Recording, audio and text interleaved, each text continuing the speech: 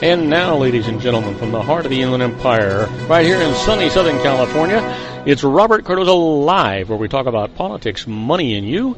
This is the intersection of business and politics. And now here's your host, Robert Cardoza. And welcome aboard. I am Robert Cardoza. You're listening to Robert Cardoza Live on the street at the intersection of business and politics. Well, you know, unfortunately, last Friday, I got injured, and had to do an archive show, but we're back live. I'm feeling better. We've got a fantastic show for you today. It's just don't go away. We've got a lot of stuff going on. On today's show, we're going to discuss what's in the news, new legislation, the IRS loses, and of course, we'll continue our new segment, The Rest of the Story. That's a tribute to the late, great Paul Harvey. And, today's story by Paul is going to be the last case of Henri Latour. I'll tell you all about that. You're gonna find it really, really interesting and shocking, I suppose. A little shocking in any event. And then on our special segments, we'll be doing our simulcast with John Matthews and Joe Hakels, where we're talking about conservative politics. And then just after that, we're gonna be with our own John Hanson, that little old wine drinker. He'll be talking to us about food and wine and his culinary cruise to Alaska and Canada and all kinds, who knows. He'll be talking about all kinds of stuff. But before we do that, I want you to know that at 3:01 p.m. Pacific time, get this. It's currently 104 degrees here in the heart of the Inland Empire in sunny Southern California. Well, it's on its way down to 70, and I can't wait till it starts going down that way. But somehow, I don't think we've reached our peak yet. So that's one of the things that's going on. Well, let's talk about the news. We've got 10 things that we've encapsulated here so we can talk to you about what's just current, and you know what to talk to your friends and your peers and your associates about. And then we'll get to a little bit more in-depth stuff. Here are the 10 things that you need to know for Monday. Your daily look at late-breaking news, upcoming events, and the stories that are going to be talked about all day today and probably tomorrow, too, for that matter. First up at the top, well, Trump goes on a tear against media. The GOP nominee blames the disgusting press for distractions at a time when Republicans have urged him again to focus on Hillary Clinton. And who could sway swing states in the White House race? Well, residents of Puerto Rico can't vote in presidential elections, but many are fleeing to the United States mainland, potentially shifting demographic norms in pivotal Pennsylvania, Florida, and Ohio. Well, what Boko Haram's new video suggests, according to it, some of the abducted Chibok schoolgirls are killed by Nigerian military airstrikes. It's not clear how many kidnapped videos have died among the 218 who remain missing. And black man is shot by police in Milwaukee, had a gun in his hand. Wisconsin's governor, meanwhile, puts the National Guard on standby in case of more violence on the city's mostly black north side. And where rising floodwater leaves thousands homeless. Excuse me. Across southern Louisiana, residents scramble to get to safety as rivers and creeks burst their banks, swollen from days of heavy rain. Just seems to be a regular occurrence out in that neck of the woods. And yet we've got so many people that don't believe in global warming and the effects that it's having on weather. Maybe we can talk about that tomorrow with our own Sean Lefebvre and his Geared for Wellness Corner. And here's one for you. Iraqi Kurds advance near the Islamic State-held city. U.S.-backed Kurdish forces known as Peshmerga say that they have retaken 5 villages east of Mosul and aim to clear several more villages to increase pressure on the extremists. Well, Usain Bolt wins another gold in the Olympic 100. American Justin Gatlin finishes second, 100 seconds behind him.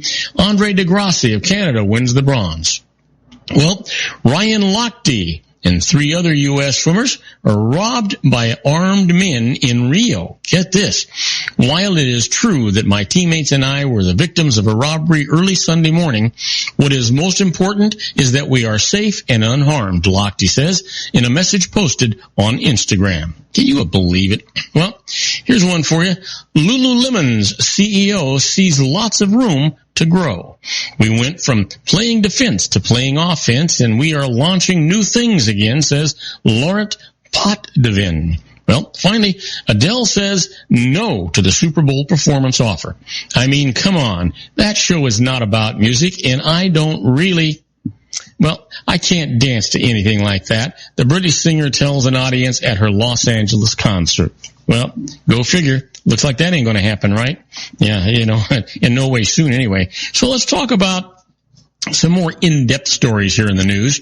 Trump calls for extreme vetting of immigration applicants. Donald Trump called today for extreme ideological vetting of immigrants seeking admission to the United States, vowing to significantly overhaul the country's screening process and block those who sympathize with extremist groups or don't embrace American values.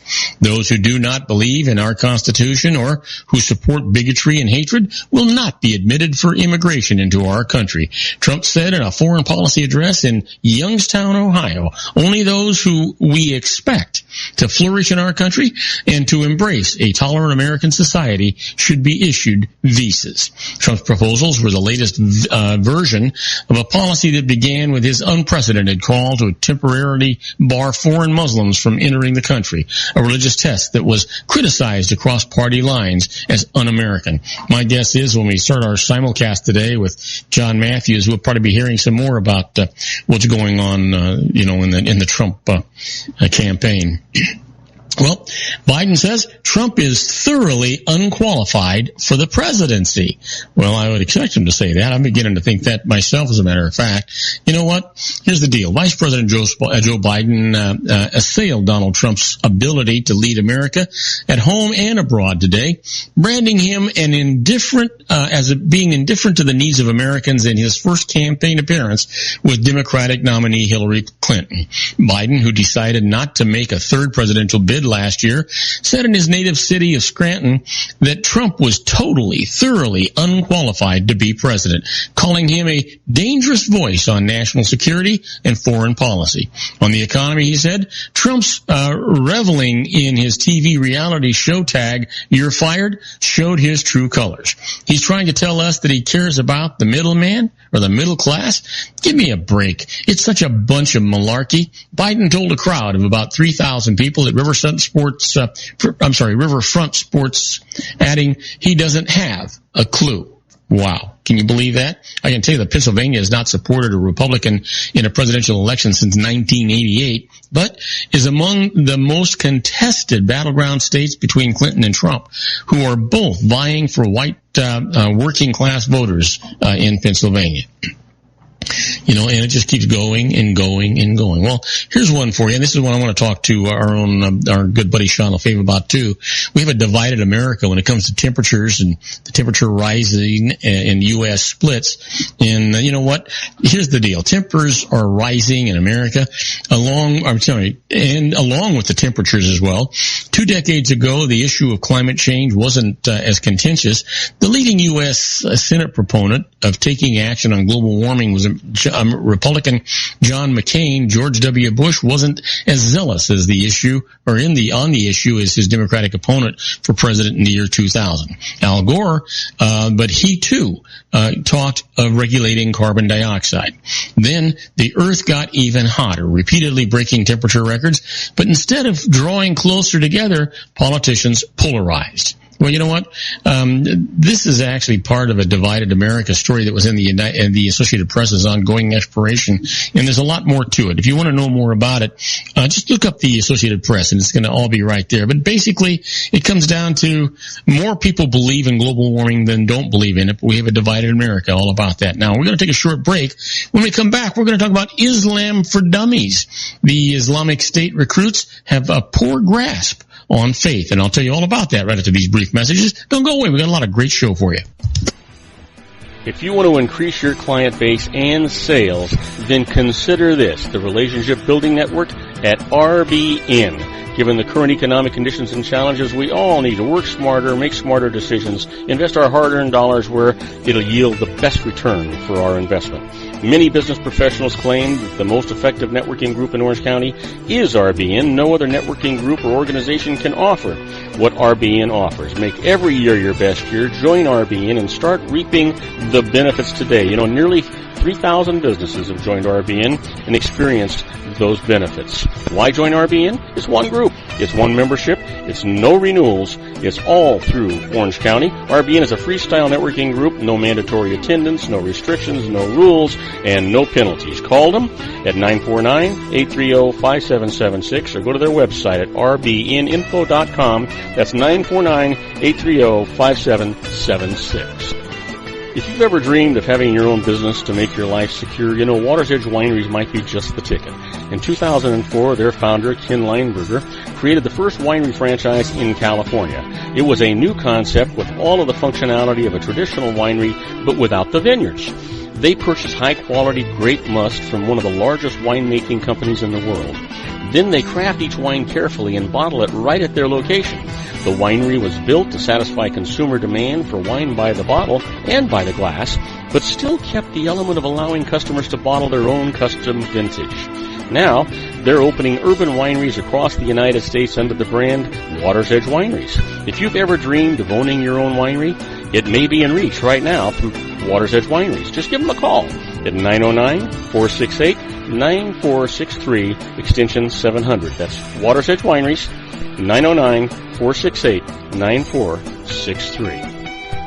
Have you ever found yourself caught between a rock and a hard place? The law offices of Blomberg, Benson, and Garrett might be just the answer for you. The attorneys of Blomberg, Benson, and Garrett have been serving the Inland Empire since 1989. They're dedicated to the aggressive litigation of civil, criminal, and real estate matters. Over the years, they have recovered tens of millions of dollars for their clients. The firm's practice specializes in litigation of personal injury, accident, slip and fall, real estate, and criminal law cases. The firm provides clients with the care, accuracy, and dedication of experienced attorneys. Blomberg, Benson, and Garrett is located at 10300 4th Street, Suite 150 in Rancho Cucamonga, California.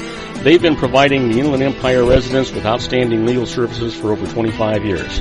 They look forward to providing you with aggressive legal representation. Call them at 909-945-5000, where you can talk to a person, not a machine. That's 909-945-5000, the law offices of Blomberg, Benson, and Garrett. And now let's get back to our show where we talk about politics, money, and you. And I am Robert Cardoza. You're listening to Robert Cardoza live on the street at the intersection of business and politics. We're at 4:13 p.m. Pacific time. It's currently 104 degrees here in the heart of the Inland Empire in sunny Southern California. And it's still rising before it goes down. It's on its way down. It's going to go on its way down to 70 degrees. But right now we're talking about the news. And you know what? We got something called Islam for Dummies. It's the Islamic State recruits have a poor grasp of faith. Yeah, you can bet that, all right. You know what? The jihadi employment form asked the recruits on a scale of 1 to 3 to rate their knowledge of Islam. And the Islamic State applicants herded into a hangar somewhere at Syria-Turkey border turned out to be overwhelmingly ignorant. The extremist group could hardly have hoped for better. At the height of Islamic State's drive for foot soldiers in 2013 and 2014, typical recruits included the group of Frenchmen who went bar hopping with their recruiter back home. The recent European convert who now hesitantly describes himself as gay, and 2 Britons who ordered the Quran for Dummies and Islam for Dummies from Amazon to prepare for jihad abroad. Their intake process complete, they were grouped in safe houses as a stream of Islamic State imams came in to indoctrinate them, according to court testimony and interviews by the Associated Press. Well, he says, I realized that I was in the wrong place when they began to ask me questions on these forms like, when you die, who should we call? Said the 32-year-old European recruit, speaking to the Associated Press on condition of anonymity for fear of reprisals. He said that he thought he was joining a group to fight President Bashar Assad and help Syrians, not the Islamic State. Well, the European, whose boyish demeanor makes him appear far younger than his age, went to Syria in 2014, he said new recruits were shown Islamic State propaganda videos on Islam, and the visiting imams repeatedly praised martyrdom. Far from home, unschooled in religion, having severed family ties and turned over electronic devices, most were in little position to judge.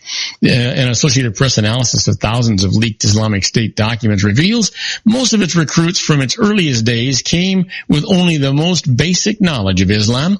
A little more than 3,000 of these documents included the recruits' knowledge of Sharia, the system that interprets into law verses from the Quran, and Hadith, the sayings and actions of the Prophet Muhammad. You know what? Go figure. These guys are idiots anyway. All of them are. All of them are. That's the way I feel about it. Well, how about this? Rampaging South Sudan troops raped foreigners and killed locals. The soldier pointed his AK-47 at the female aid worker and gave her a choice. Either you have sex with me, or we make every man here rape you and then we shoot you in the head, she remembers him saying. She didn't really have a choice. By the end of the evening, she had been raped by 15 South Sudanese soldiers. On July the 11th, South Sudanese troops, fresh from winning a battle in the capital, Juba, over opposition forces, went on a nearly 4-hour rampage through a residential compound popular with foreigners in one of the worst targeted attacks on aid workers in South Sudan's 3-year civil war. They shot dead a local journalist while forcing the foreigners to watch raped several foreign women, singled out Americans, beat and robbed people, and carried out mock executions, several witnesses told the Associated Press. For hours throughout the assault, the UN peacekeeping force stationed less than a mile away refused to respond to desperate calls for help. Neither did embassies, including the U.S. Embassy. Man, can you believe that? I mean, how much sicker can it get? I just don't know. But this is certainly not the kind of world that I grew up in, and it's certainly not the kind of a world I want my grandchildren to grow up in. We got to fix it. Well, police chief was surprised by violence after a fatal shooting. Following a night of violence that left half a dozen businesses in flames, the Milwaukee police chief expressed surprise at the level of unrest and erupted after the fatal shooting of a black man by a black officer. This was, quite frankly, unanticipated, Chief Edward Flynn said today, 2 days after the worst of the violence hit the Sherman Park neighborhood on the city's economically depressed and largely black north side. The chief's statement raised questions about whether authorities could have taken steps to curb the rioting. It was a question that both Flynn and North Side residents rejected. I think it's an error in narrative to assume that because police shot someone that was shooting will be controversial, so let's have a riot. Flynn told a news conference, there's a lot going on in the neighborhood. There's a lot that's been going on for years and years. Cecil Brewer, 67, who owns an apartment house directly across from the intersection where protesters burned a gas station on Saturday night and hurled rocks at the police on Sunday night, said the rioting was all but inevitable. Yeah, well, you know what? That's just kind of the way they say things. It's all but inevitable. I guess that makes it all right, huh? I don't think so. Well, let's leave it on a better note. The latest, a Cuban heavyweight, Lopez has a third Greco-Roman gold. The latest on the 2016 Summer Olympics in Rio de Janeiro. Cuban heavyweight Mijan Lopez once again busted Turkish rival Reza I guess it's Kalop, this time with a performance that put him in the company of legendary wrestler Alexander Karelin. Lopez throttled Kalop 6-0 on Monday at the Rio Games to capture his third Greco-Roman Olympic gold medal. Lopez joined Karelin of Russia and Sweden's Karl Westergren as the only wrestlers with the 3 Olympic titles in the classic discipline. Well, folks, don't go away, because when we come back, we're going to do the IRS loses. In the first case up, well, a farmer's profit motive makes his losses deductible. Well, it sounds normal, right? But when you hear the story, you'll be surprised. We'll be right back after these brief messages. Do not go away. Isn't it time to shine the spotlight on your expertise? The Interview, starring you. Here's your chance to capture 5 minutes of fame with The Interview. This isn't just any interview. This is your opportunity to showcase your expertise and position yourself as a trusted expert in a one-on-one video interview hosted by Robert Cardoza, host of the nationally syndicated show Robert Cardoza Live and powered by AHA Studios. What is it? A professionally recorded video for your use. Robert Cardoza interviews you on the set where he records his show. Professional interview showcases your expertise and value, shot in a state-of-the-art studio. And what's in it for you? Gain credibility as an expert, earn the trust of your target market, educate in a way that intrigues your audience, gain a powerful marketing tool that offers dozens of uses, website, video sharing sites, social media, email, DVDs, direct mail, lobby video, resumes, profile building, all that kind of stuff. Association with the nationally syndicated celebrity. That's right. And let's talk about AHA Studios. AHA is a strategic marketing firm that leverages the powerful and visual persuasion to help your business create powerful messages that connect with your target market. AHA ventures way beyond strategy, delivering the marketing collateral you need to start driving a new business through your doors. AHA has a full-service, in-house, state-of-the-art production studio to bring your messages to life using video. Discover how to make The Interview work for you. Call 949-831-2222. That's 949-831-2222. AHA Image Studios Incorporated. Dr. Stephen Tidwell, Dental Family Dentistry in a caring, personalized environment. Here at Dr. Tidwell's office, we are dedicated to helping you keep your teeth healthy. We are a state-of-the-art dental practice that still believes in traditional values, such as excellent customer service and individual attention. We have a special welcoming offer for you for just $39. A complete exam, personal consultation, professional cleaning, and all necessary x-rays. That's a $266 value for $39. Dr. Tidwell has 2 convenient locations and experienced staff to provide you with professional care and personal attention that you deserve. Call today. Don't delay. A great smile another day. Call 909-944-7308. That's 909-944-7308 for Rancho Cucamonga or San Bernardino. Joel Saltzman is Dr. Wireless. He has turned his considerable expertise into consumer credit risk and wireless security into a highly specialized independent web-based consulting enterprise targeting consumer credit risk analysis and wireless transactional security and monitoring. He works as a wireless analyst, veteran independent agent, and consumer liaison for most wireless telecom carriers and equipment manufacturers.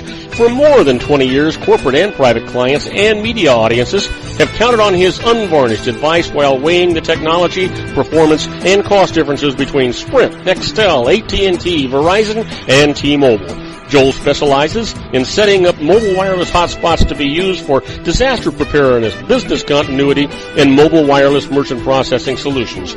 Call Dr. Wireless at 310-400-4900 or go to his webpage at drwireless.com. Again, call 310-400-4900 or his webpage at drwireless.com. You'll be glad you did. And now, back to our show. And I am Robert Cardoza. You're listening to Robert Cardoza Live on the street at the intersection of business and politics. We're at 3:23 p.m. Pacific time. The weather's changing. It's spanning a little bit. It's currently 105 degrees here in the heart of the Inland Empire in sunny Southern California. It looks like the low is expanding a little bit too. It's going to go down to 69 degrees by the end of the evening. I can't hardly wait for that to happen. But right now, let's talk about your favorite subject, my favorite subject, the IRS loses. The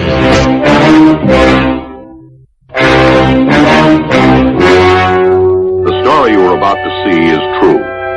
The names have been changed to protect the innocent.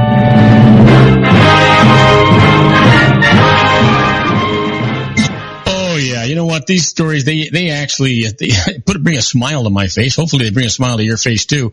Nobody ever wants to hear about the IRS winning. That's for darn sure. So let's get it. I've got 3 cases for you here today. The first one that the IRS lost was a farmer's profit motive makes losses deductible. Now, you would think that sounds kind of normal to me, but listen to this. Benny Mullins was a successful business owner and grew up on a farm and wanted to return to owning one. He bought a cattle farm, and after semi-retiring, lived and worked on that farm. Now, the farm incurred steady losses. The IRS said that these losses showed that it was not being run for a profit, but to shelter income that Mullins still received from his business, and disallowed his loss deduction. So he went to court for some justice, and this is what happened. The judge said that Mullins worked 50 hours a week on the farm, moved to a primitive home located on it to be there to work, consulted with experts, and repeatedly changed farming strategies to improve profitability. All this indicated that he did have a profit motive, so his losses were absolutely deductible. Yeah, that's the way it ought to be. Here's another one the IRS lost. President in name only is not liable for a company's unpaid taxes. Wait till you hear this one. You know what? Ellen Marino was the president of a lending company founded by her son. But the business was run by her live-in companion, who was ineligible under state law to be an officer of the company because of his past credit problems. And any tasks that Ellen performed for the company, she did under his direction. Now, when the company fell behind on his payroll taxes, the IRS contacted her and she informed her companion. Eventually, the IRS assessed $76,000 in personal liability against her for the unpaid taxes. So she went to court for some justice. This is what the judge said. Marino had no real authority over the company's finances, so she was not responsible nor liable for those taxes, which is the way it ought to be, right? Let me give you one more. This has got to be pleasing you, right? Yeah. Let me give you one more. The IRS loses. They cannot seize winnings that one player wins for another player. Sounds normal to me. Listen to this. Robert Whitlatch devised a system for winning video lottery jackpots, and it required playing the same machine for many, many hours. So he hired Paul Kovach to play a machine for him and gave Kovach all of the funds that were to be wagered. When Kovach hit a jackpot, Whitlatch claimed it, but both the casino and the IRS said it was payable to Kovach, the actual player. Now, the IRS then tried to take the entire jackpot to settle Kovach's back tax debts. So he went to court. Just what the judge said. Neither the state gaming law nor the casinos' published rules barred one person from playing for another. So the winnings are Whitlatch's, who also collects interest from the IRS for his delay in collecting them. And guess what else? He also gets the legal fees that were incurred in the collection of this thing. That's the way it ought to be. Shame on the IRS trying to get away with this stuff. Well, you've heard me talk many times about being a fly on the wall when the IRS is doing things. Well, that's where we're at right now with this segment of the show that we call Inside the IRS. It is a little bit like the Twilight Zone.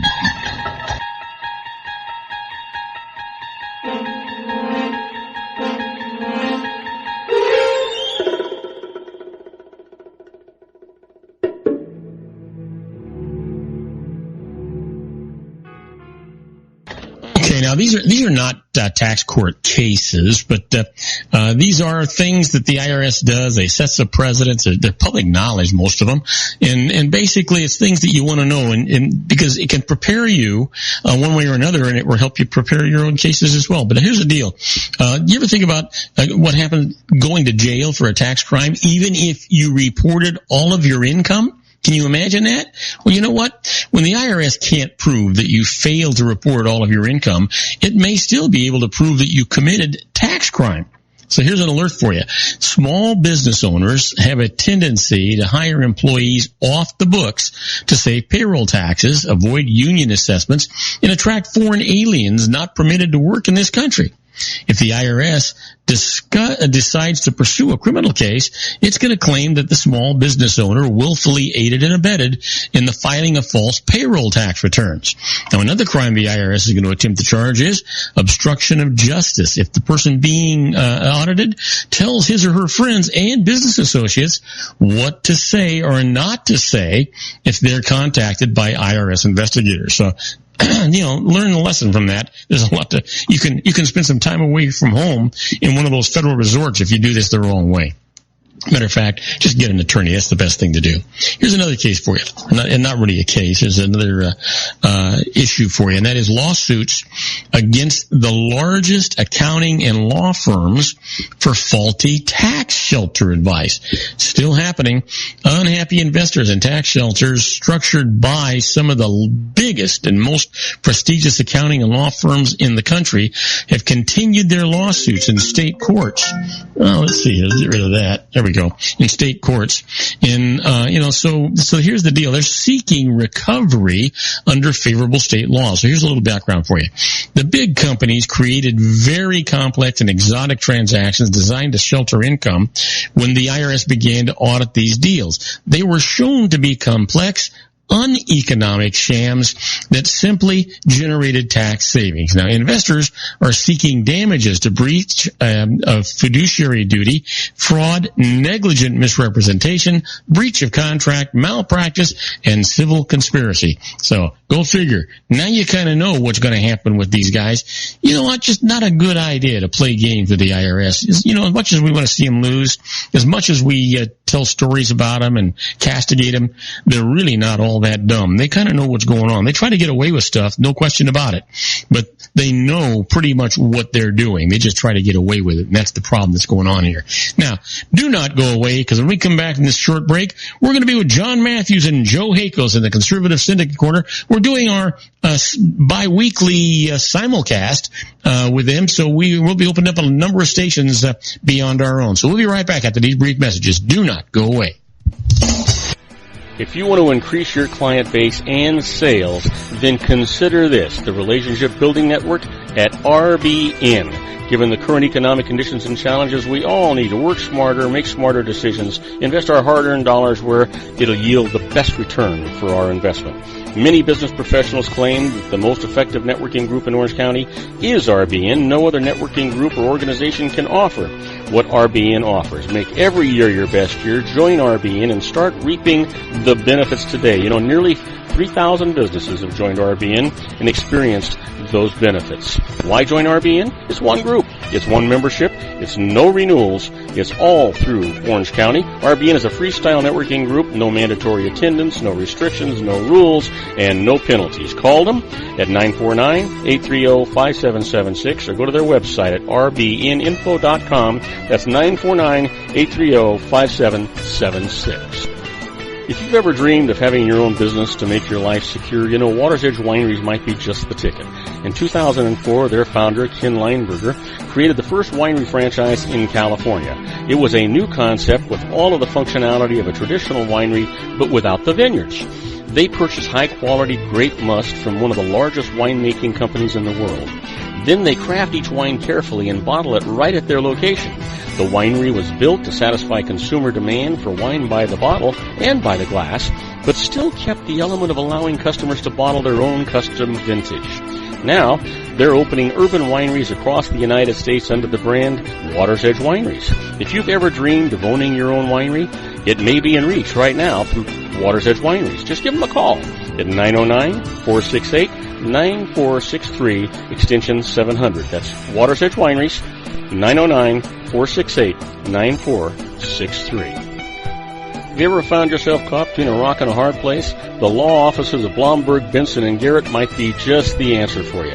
The attorneys of Blomberg, Benson, and Garrett have been serving the Inland Empire since 1989. They're dedicated to the aggressive litigation of civil, criminal, and real estate matters. Over the years, they have recovered tens of millions of dollars for their clients. The firm's practice specializes in litigation of personal injury, accident, slip and fall, real estate, and criminal law cases. The firm provides clients with the care, accuracy, and dedication of experienced attorneys. Blomberg, Benson, and Garrett is located at 10300 4th Street, Suite 150 in Rancho Cucamonga, California.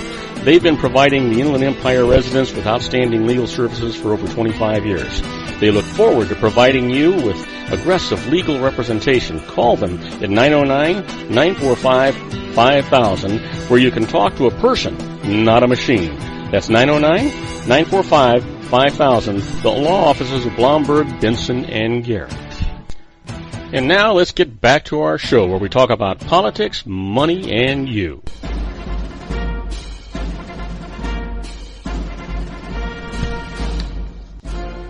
And now, ladies and gentlemen, coming to you from the basement of his strategic planning room located at his political hideaway in Los Angeles County, the dedicated man who stands and serves the political conscience of our nation, Mr. John Matthews.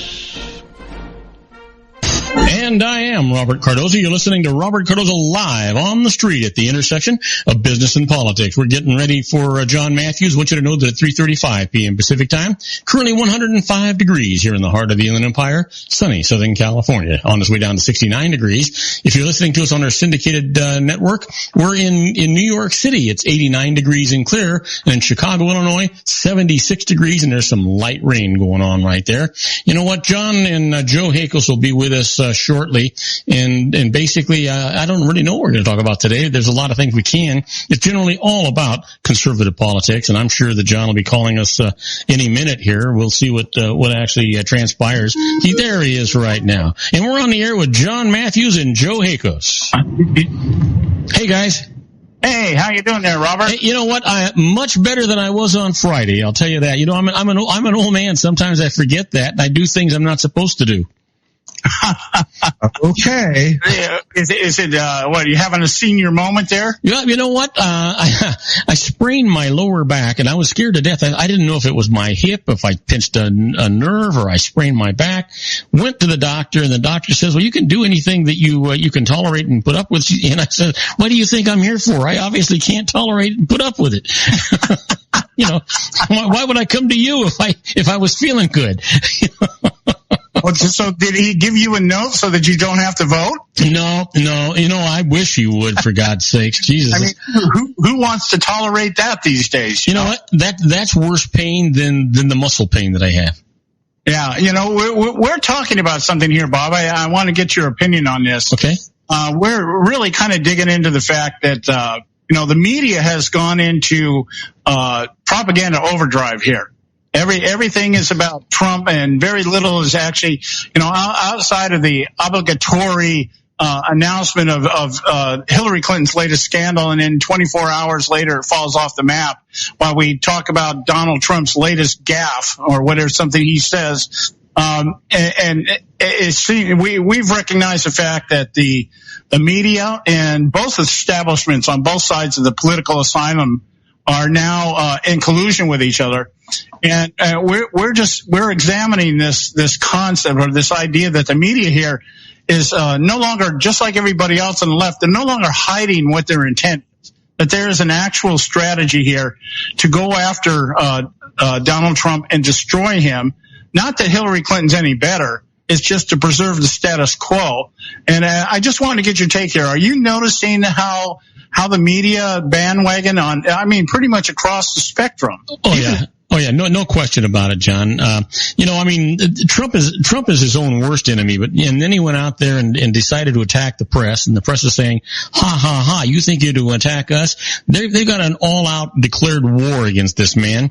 You know, he can't breathe properly and not be castigated by the press right now. Now, you know what? It does seem like, and you and I have talked about it many times, that you know, the people don't get to decide anymore. It's really the press, it's the media that's deciding who's going to be popular, who's not going to be popular. I mean, how else could we possibly have two unpopular people running for the highest, most powerful office in the world, and nobody likes them, and it's the press that's going to really decide who's going to get into the White House? Well, I think part of the answer to that is the idea that because of the media, because of the fact that they major in the minors, you know, I'm still hearing stories about Mitt Romney having his dog strapped to the hood of his car. Poor fella. He probably struggled for about a mile and just couldn't keep up any longer. You know, I don't know about you guys, but I'm getting tired. I'm getting tired. The minute I hear that they're going to be talking about Donald Trump again, I just try to find some variety show to watch. I'm getting just tired of hearing the same thing 24/7, no matter what station we're on. You know what? I'm just sick of it. Yeah, I look for the Poultry Farm channel where, you know, they go out and slaughter a bunch of chickens. Well, where do you find that? That's even more exciting. And, you know, if you're going to have a bloodbath, you might as well have it where you can have poultry. But see, Bob, you just hit the nail on the head, because this is the desired objective of the media. Yeah, absolutely. Is to get everybody just so sick and tired of listening to it, and just say, you know what the hell? I don't need to go vote anyway. Yeah. You know, it's just a couple of clowns here. Well, that's that story that I had the headline read. Clinton surges past 270 electoral votes in the NBC News battleground. You know, I was watching one, Joe, the other day. She had 300 and some odd electoral votes. And I'm thinking, well, excuse me, did the election go by and I didn't see it, or what? Yeah, absolutely, Bob. Yeah, I mean, what are we even talking about it anymore? It's already been decided. We were noting here before the break here that coming out of the RNC convention, Donald Trump had he picked up like 6 points. That was 6 points, 8 points in some of the polls, and so he had a 6 to 8 point spread over Hillary Clinton. The day after, the 2 days, a day, 48 hours, 48 hours after the DNC convention, Hillary Clinton is up by 10 points. So that's an 18 point swing in 48 hours. Yeah.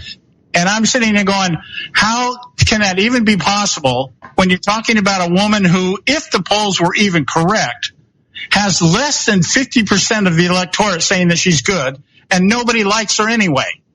Yeah. You know what? It's just ridiculous. The whole thing is just absolutely ridiculous.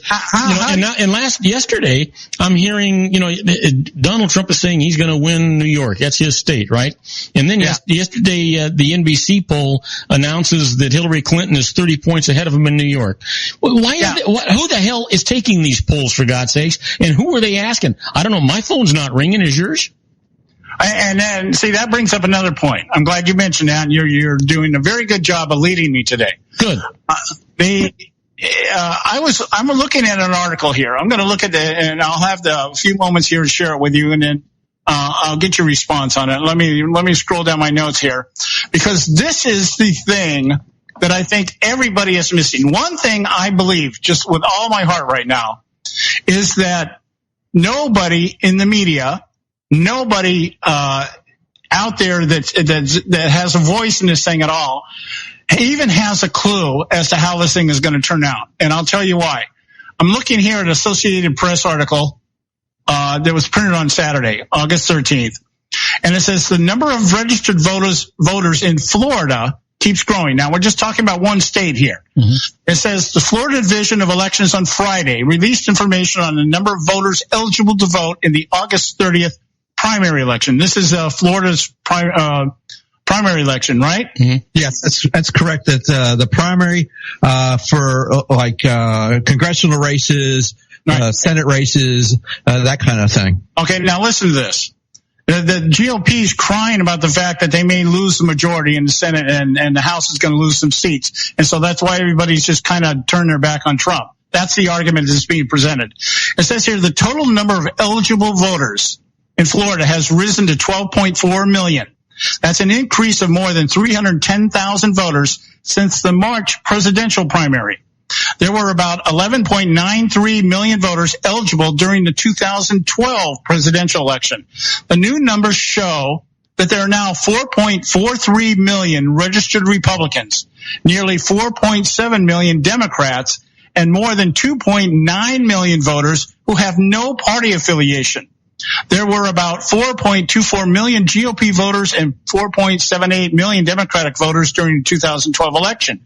The number of those voters registered with no party affiliation has also risen in 4 years by more than 341,000. Now, when you break these numbers down, this is what it shows. The Republicans have picked up almost 2 million registered voters, and the non-affiliated voters have grown astronomically, whereas the Democrat people have barely budged. There's been very little increase in the number of Democrat voters in Florida compared to the number of Republicans that have registered. So where's the logic of the analysis? Huh? Where is the logic in the analysis that they're worried in Florida about losing seats? There's no logic in it. They just wanted disenfranchise people and make them so they don't go out and vote. Yeah. Well, you know what else, Joe? You know what it is? They're gonna convince people about who is actually gonna win a seat or who's not gonna do it. And those poor people out there that just want to vote for a winner, they don't care if they're good or bad. they just want to vote for a winner, and they're gonna vote for who the media says the winner's gonna be. That's funny that you said that, because I was listening to something today and they were talking about, I don't need to use God in any decision I made, especially when it comes to voting. Show. As Bill Clinton said, I never let my Christianity get in the way of my job. Yeah. Well, I think that Trump is a closet Franciscan. Well, here's my point. When we talk, what we've shown, what this indicates is we've had an increase in the number of registered Republicans. We've had a massive increase in the number of non-affiliated voters, and virtually no increase in the number of Democrats registering in Florida. Now, I'm only looking at one state, but I'm saying if we were to project this out there and say, okay, let's say something like this is going on in every state, then what we have here is we have a massive number of increases in non-affiliated voters. Yeah, but John, what you're not saying is those are defectors from the Democratic Party, because if the Republican Party continues to grow and the non-affiliated voters continue to grow and the Democratic Party continues to decrease, they are now defecting over to independency because they don't want to vote for Hillary. Yeah, now that's a good point. That's exactly where I was leading to. And when we come back, I want to take it just a step further here. And if we use these numbers and we're able to project something in terms of how these numbers are affecting the polls that the media keeps trying to tell us is telling us that Hillary's winning, because there's a point there. We got to go to a quick break. We'll be right back with John Matthews and Joe Hakos in our simulcast after these brief messages. Isn't it time to shine the spotlight on your expertise? The Interview, starring you. Here's your chance to capture 5 minutes of fame with The Interview. This isn't just any interview. This is your opportunity to showcase your expertise and position yourself as a trusted expert in a one-on-one video interview hosted by Robert Cardoza, host of the nationally syndicated show Robert Cardoza Live and powered by AHA Studios. What is it? A professionally recorded video for your use. Robert Cardoza interviews you on the set where he records his show. Professional interview showcases your expertise and value, shot in a state-of-the-art studio. And what's in it for you?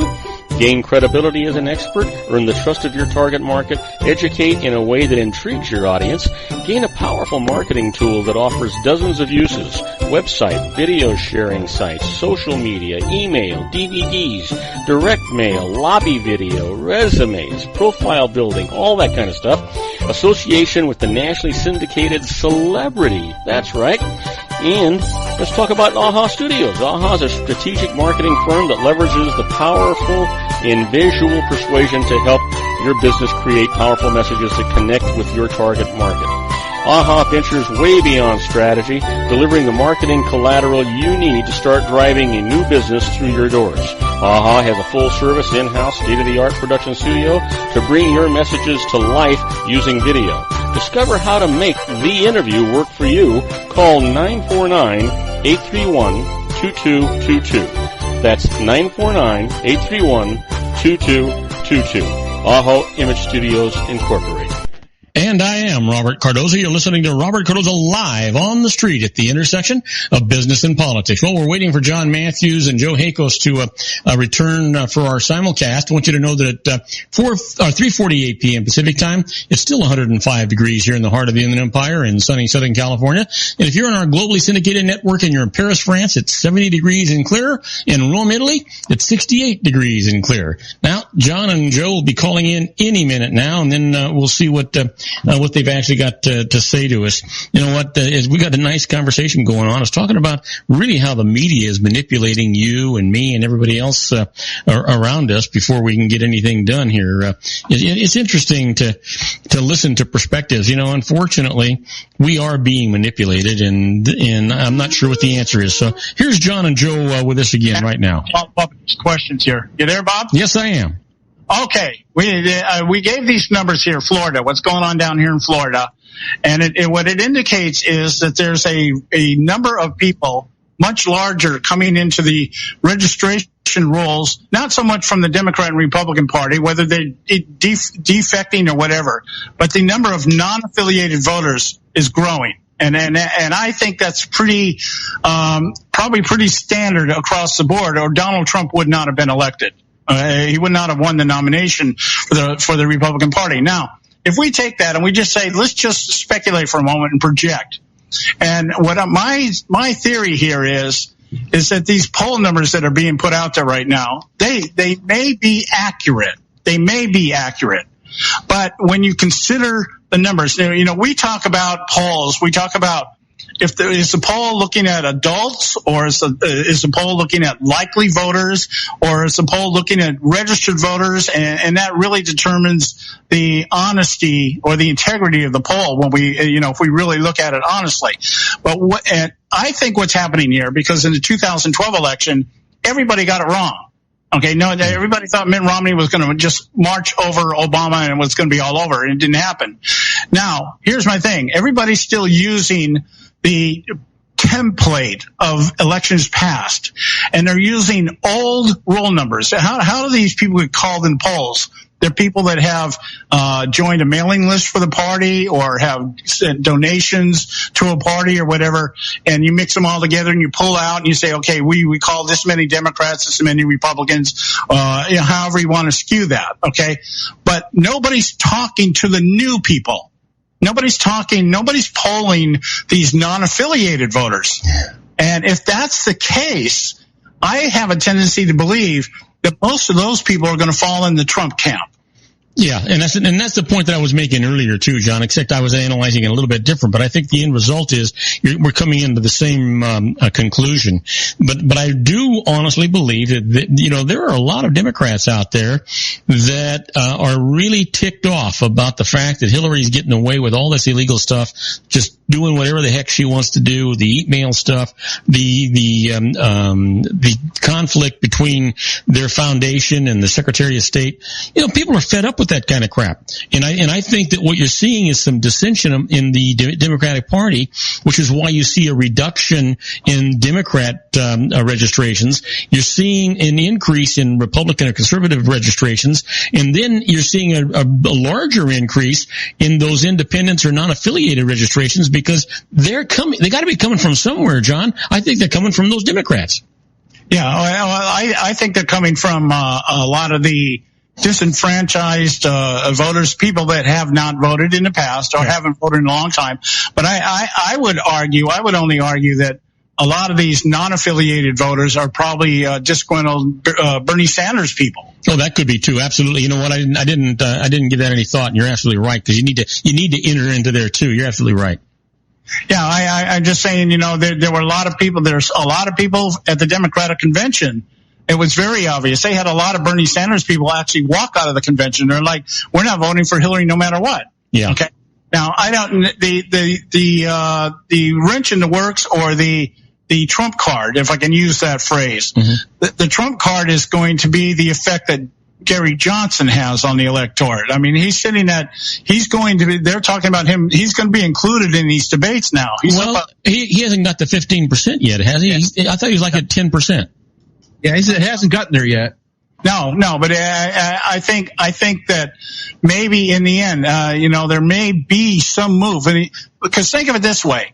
The Democrats would love to have Gary Johnson on the debate stage, not because it would hurt Hillary, it's because they think it would pull more people out of the Trump camp rather than more people out of the Clinton camp. So it would be to their advantage to have somebody like Gary Johnson on the stage. And so that's, we have all these non-affiliated people. Well, we have to decide, are these people going to go with Trump, or are they going to pull somebody like Gary Johnson or maybe Jill Stein, somebody like that, and just do the reduction, because the election is going to be close one way or the other. But then I think as Joe had pointed out last week on our show, Bob Costas made a comment that I thought was just probably the most accurate out of everything I've heard so far, and that is, if these people that voted for Trump in the primary, if they all show up in mass, Hillary's got a real problem. And so what we see now is the media trying to discourage everybody from showing up and voting, because that's why we have Hillary Clinton already got 270 electoral votes. We haven't got a single ballot yet.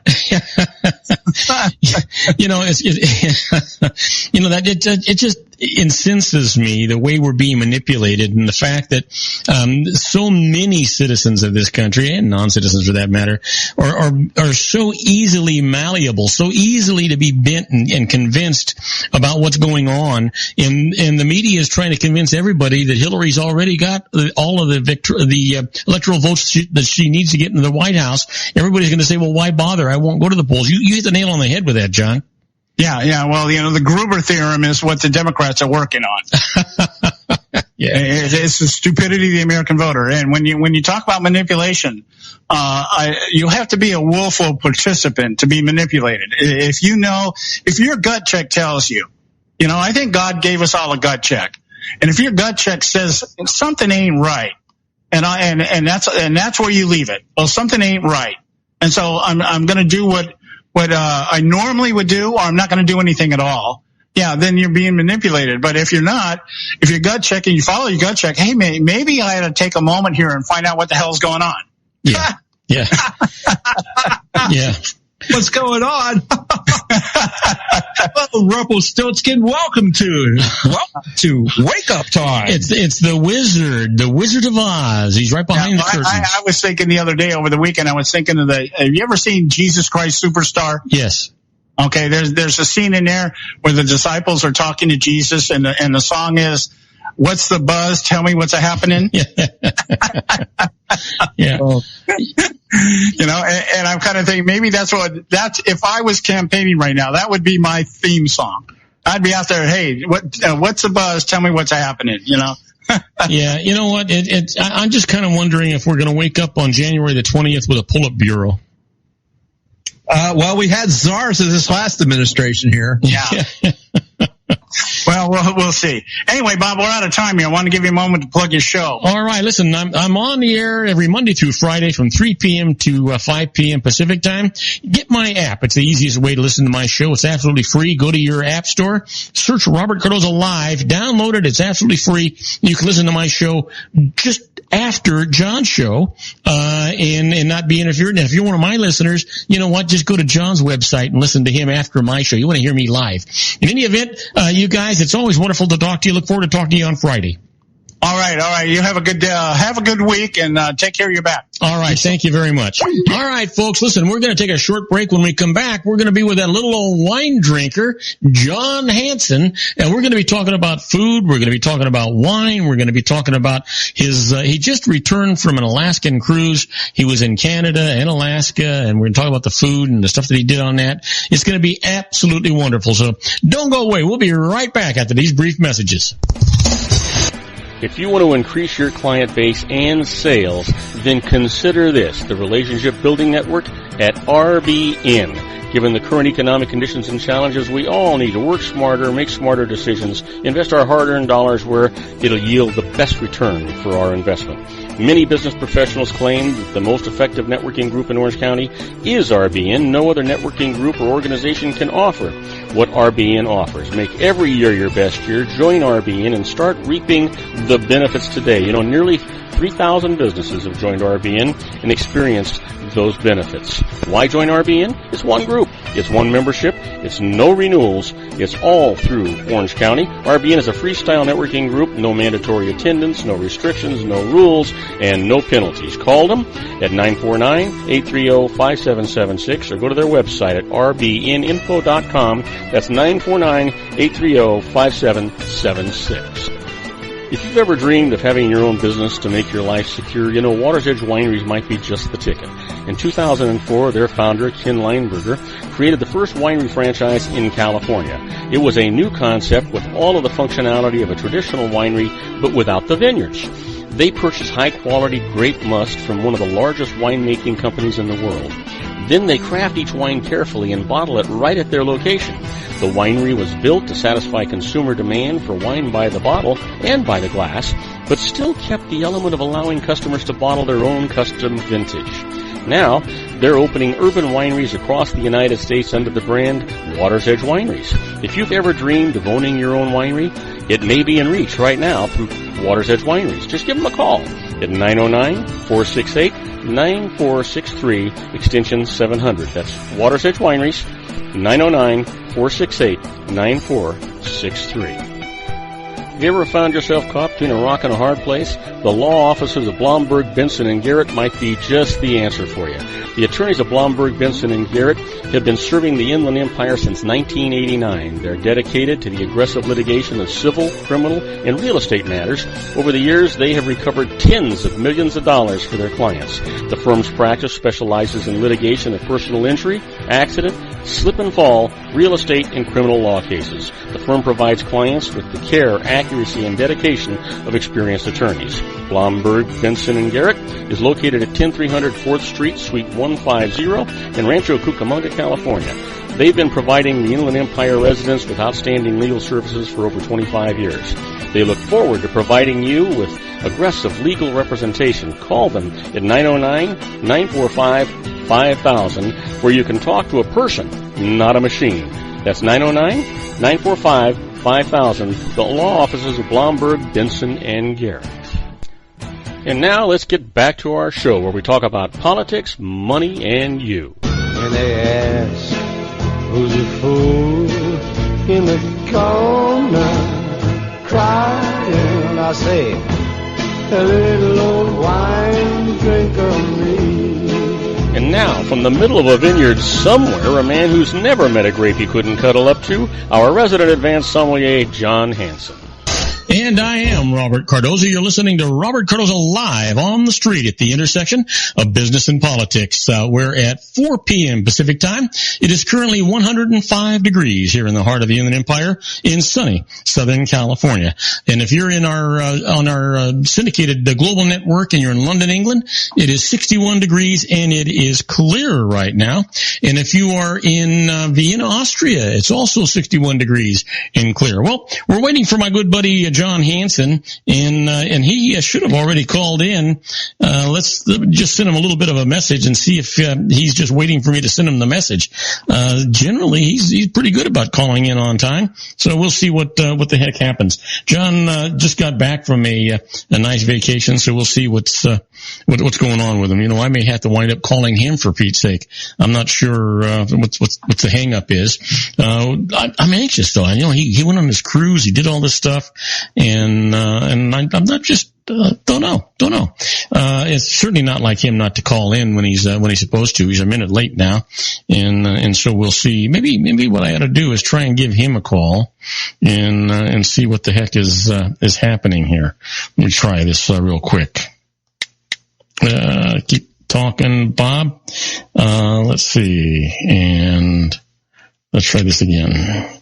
There it is, and we're going to give him a call and see if he is there to take the call. And it should be ringing any second. And there it goes. And let's see if he picks up on this. Come on. Come on, John.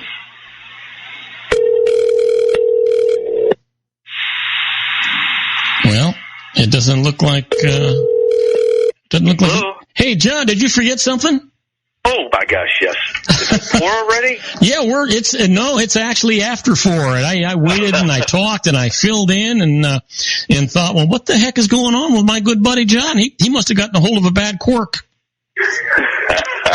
No, I was trying to catch up on some work and stuff like that, and I set my alarm and it didn't go off. Oh, damn it.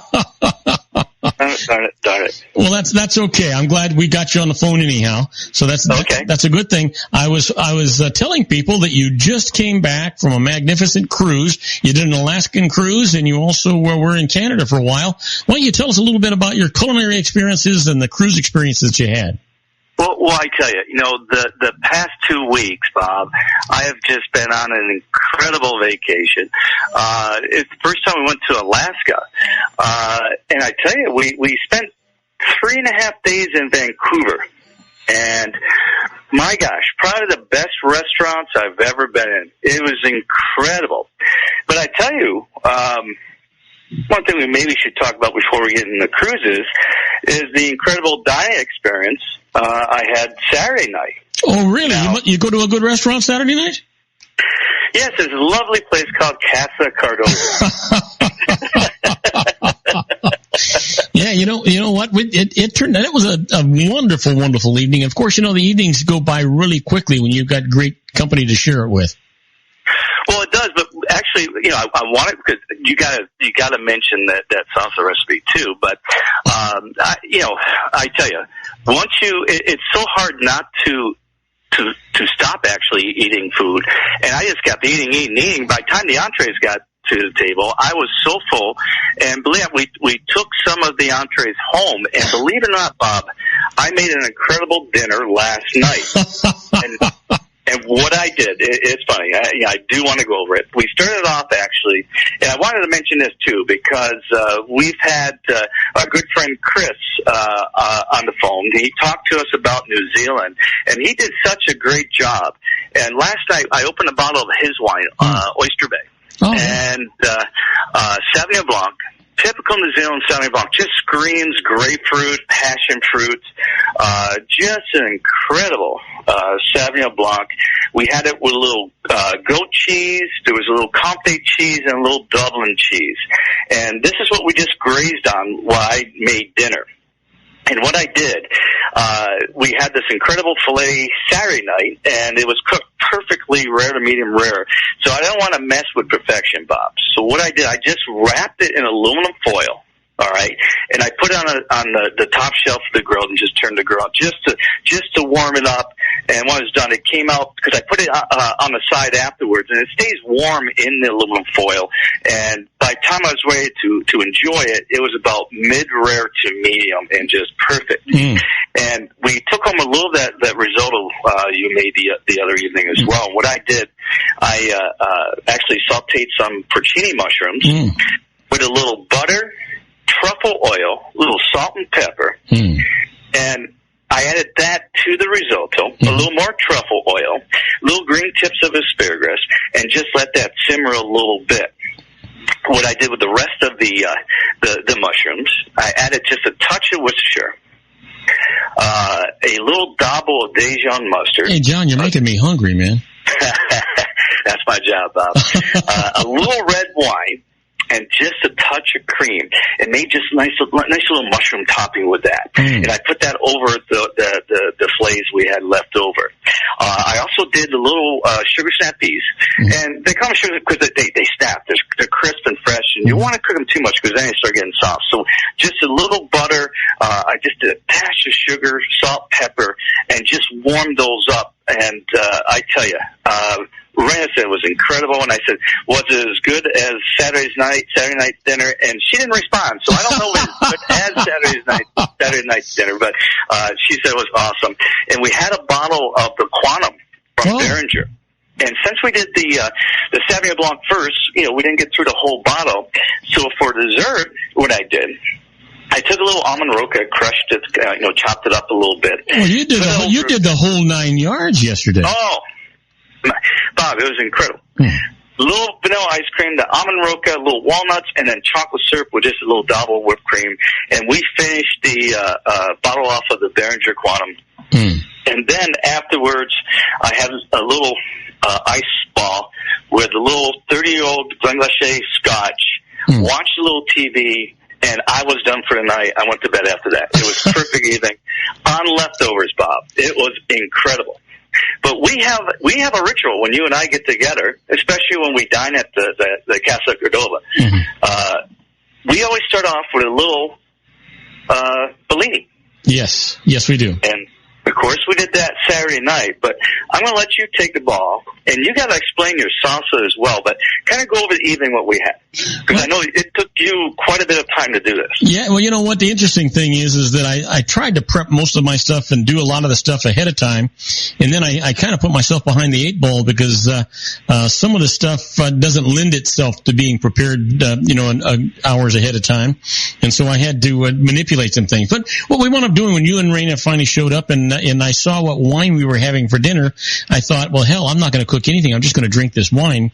John and Raina brought over a bottle of Terra Roja, just absolutely magnificent wine. Anyway, while that was opening up and breathing, and John decanted it, we had some Bellinis. Now the Bellinis are really, really easy to make. We wound up killing a couple of bottles of that. I was a little surprised because I thought we were going to have just to have a Bellini just for the sake of us continuing our tradition, and then going to something a little more substantial. That didn't happen. But then we had some chips and salsa, and I pride myself. I have this recipe for this salsa that I have developed, and I like it. You got to kind of be a little careful, or it can be too hot.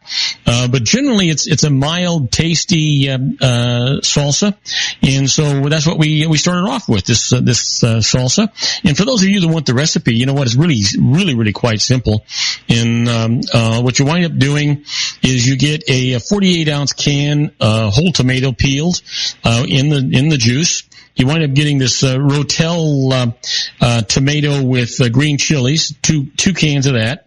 And then you wind up getting a jalapeno pepper, and you don't take the seeds or anything out. You just chop that up. You get a small onion, and you chop that up. And by the way, all of this is going into a food processor because you want to get the thing. I put in a half a teaspoon of sugar, a half a teaspoon of salt. I put in a quarter teaspoon of cumin. I put in about I'm going to say a quarter cup of cilantro, maybe a little bit more than that, maybe a half a cup of cilantro that I put in there. Then I put the juice of 2 limes. I put in there. I'm thinking I'm going by memory, so I think that's pretty much what's in that thing. Oh yeah, that's it. And then you put that into a food processor to get the texture that you want to get. You have to put it in the refrigerator for about 3 hours to get all those flavors to meld and everything. And then it makes a wonderful, wonderful salsa. As good as any that I've ever had. And you can control the heat on it.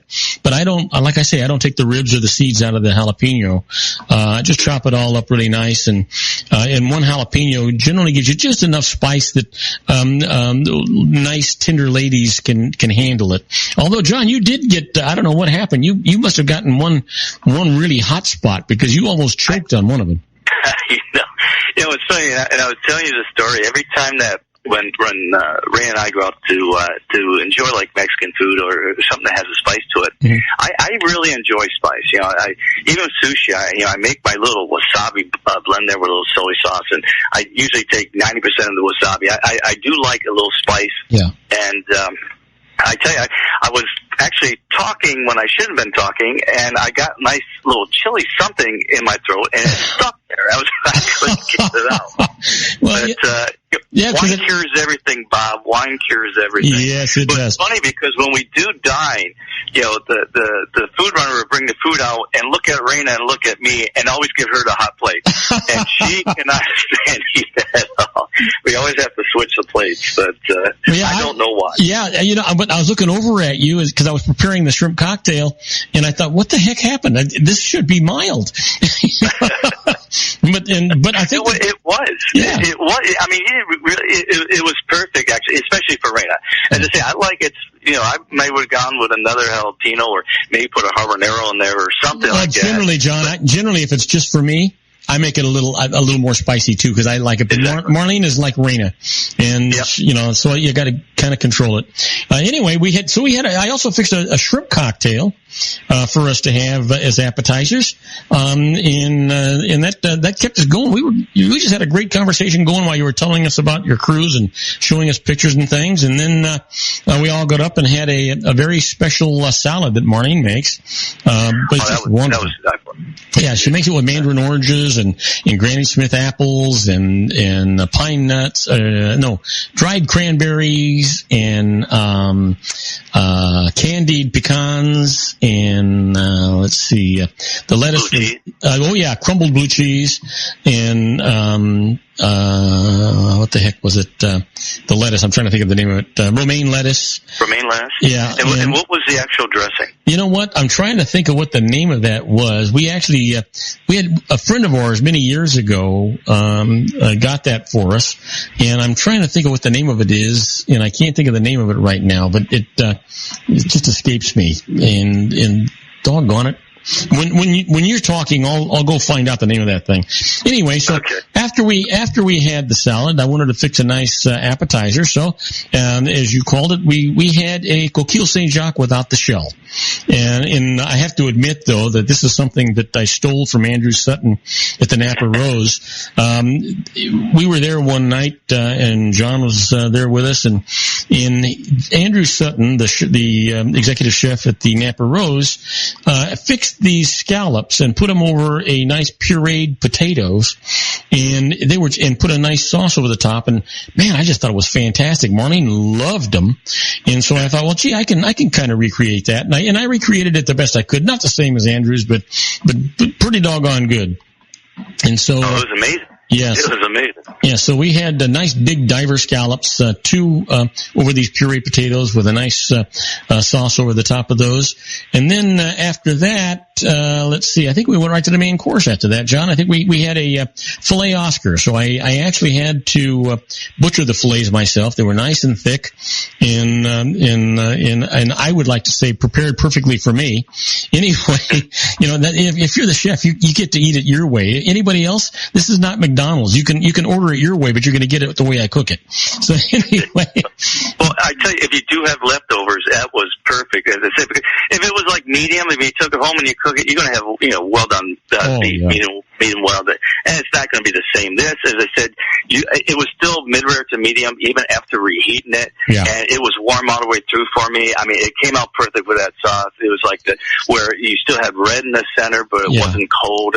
It was perfect. It was beautiful. Yeah, you know what? Beautiful. Yeah, and it was like I say, it's a filet Oscar. So what we wound up doing is we seared the fillets and we finished them in the oven, and then wound up putting asparagus spears over the top that I had poached, and then I put on top of that some crab legs on top of that, and then on top of that some béarnaise sauce, and then on the side we served the mushroom risotto.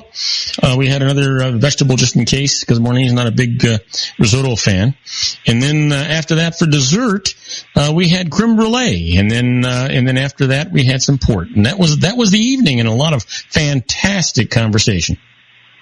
Oh, it was amazing, and I couldn't believe how quickly time just flew by.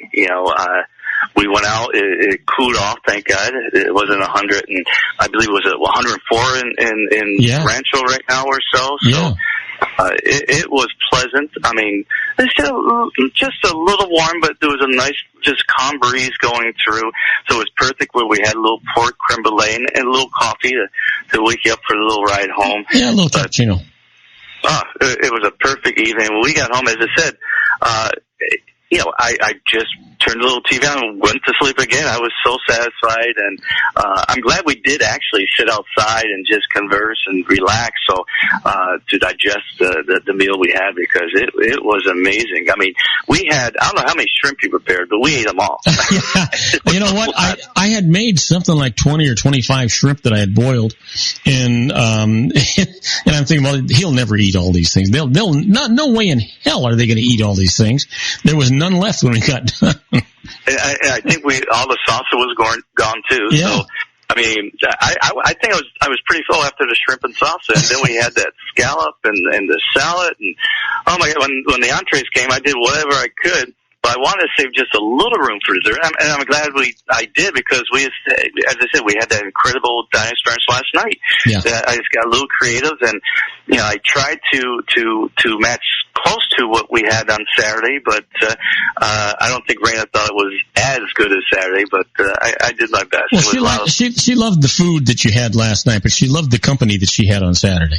Oh, absolutely. It was fun. We got to do it more often. Yeah, absolutely. Few and far between that the four of us get together and enjoy. So. Yeah. John, we had to take a short break. When we come back, well, you know what? We ought to talk. Let's take a minute and talk about the wine. We had a Sauvignon Blanc with the salad and the appetizers. Yes. Kenwood Sauvignon Blanc out of Sonoma County. And then we had the Terra Roja with the main course. The 2012. And as I said, 12, 13, two incredible years as well. But what's great about 12, we haven't tried the 13 yet. It's very approachable now. Some years it's way too young. You need a couple more years just to lay it down. But I tell you right now, we opened at 12, and I feel like, every few months open and see how it's progressing and so forth. But it's very approachable for 2012, a younger wine, and it is really showing you beautiful fruit, long finish. Everything is balanced in the wine, the oak, everything. Oh, yeah. Just balanced, long finish. Beautiful wine, especially with the fillet. It went very well. Tannins are huge, ripping tannins, but they are there. A lovely wine. The Sante does a great job up there, and as I said, I can't wait for the 13th. So October 16th, we'll be up in Vegas. Absolutely. You and Raina, Marlene, and I, we're all set to go. Actually, isn't it the 14th is a Friday, right? And then the 15th is a Saturday. Yeah, the actual dinner's on the 16th. It's a Sunday. Yeah. So, anyway, listen, we got to take a short break. When we come back, I want to hear all about your trip. Oh, absolutely. All right, we'll be right back with John Hansen, a little old wine drinker, and me right after these brief messages. Isn't it time to shine the spotlight on your expertise? The Interview, starring you. Here's your chance to capture 5 minutes of fame with The Interview. This isn't just any interview. This is your opportunity to showcase your expertise and position yourself as a trusted expert in a one-on-one video interview hosted by Robert Cardoza, host of the nationally syndicated show Robert Cardoza Live and powered by AHA Studios. What is it? A professionally recorded video for your use. Robert Cardoza interviews you on the set where he records his show. Professional interview showcases your expertise and value, shot in a state-of-the-art studio. And what's in it for you? Gain credibility as an expert, earn the trust of your target market, educate in a way that intrigues your audience, gain a powerful marketing tool that offers dozens of uses, website, video sharing sites, social media, email, DVDs, direct mail, lobby video, resumes, profile building, all that kind of stuff. Association with the nationally syndicated celebrity. That's right. And let's talk about AHA Studios. AHA is a strategic marketing firm that leverages the powerful and visual persuasion to help your business create powerful messages that connect with your target market. AHA ventures way beyond strategy, delivering the marketing collateral you need to start driving a new business through your doors. AHA has a full-service, in-house, state-of-the-art production studio to bring your messages to life using video. Discover how to make The Interview work for you. Call 949-831-2222. That's 949-831-2222. AHA Image Studios Incorporated. Dr. Stephen Tidwell, Gentle Family Dentistry in a caring, personalized environment. Here at Dr. Tidwell's office, we are dedicated to helping you keep your teeth healthy. We are a state-of-the-art dental practice that still believes in traditional values, such as excellent customer service and individual attention. We have a special welcoming offer for you for just $39, a complete exam, personal consultation, professional cleaning, and all necessary x-rays. That's a $266 value for $39. Dr. Tidwell has 2 convenient locations and experienced staff to provide you with professional care and personal attention that you deserve. Call today. Don't delay. A great smile another day. Call 909-944-7308. That's 909-944-7308 for Rancho Cucamonga or San Bernardino. Joel Saltzman is Dr. Wireless. He has turned his considerable expertise into consumer credit risk and wireless security into a highly specialized independent web-based consulting enterprise targeting consumer credit risk analysis and wireless transactional security and monitoring. He works as a wireless analyst, veteran independent agent, and consumer liaison for most wireless telecom carriers and equipment manufacturers. For more than 20 years, corporate and private clients and media audiences have counted on his unvarnished advice while weighing the technology, performance, and cost differences between Sprint, Nextel, AT&T, Verizon, and T-Mobile. Joel specializes in setting up mobile wireless hotspots to be used for disaster preparedness, business continuity, and mobile wireless merchant processing solutions.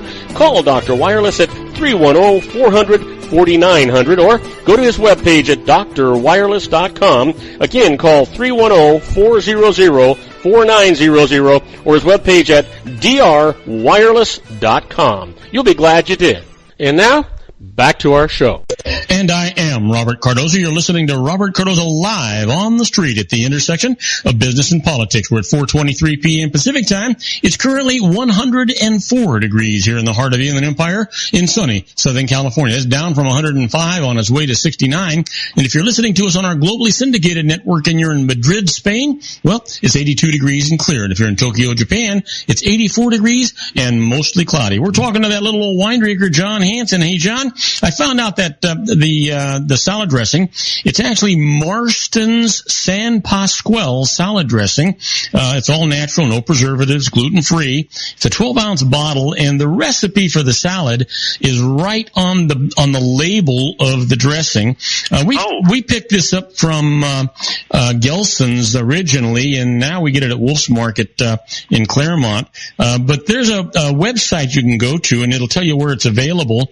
The website is www.marstonproducts.com, or you can call them directly if you want to at 626-285-1822. So again, this is just an absolutely wonderful salad. Go to their website at the www.marstonproducts.com. You'll be glad you did. I think John will attest to that. This is just a fantastic salad. A lot of stuff in it. I mean, it's got just a ton of stuff in it. Well, Bob, I could have just enjoyed it without the lettuce. Just drink it right out of a cup, right? Oh my gosh, it was delightful. I mean, just the combination, the orange gave it just a little, sweetness, and the fruit just coming off that, and the dried cranberries. So you got a nice little balance there of the fruit, and then the nuts, and then the blue cheese. I mean, and the little avocado. Don't forget the avocado. The avocado was in there too. Yep. Just amazing combination. It went so well.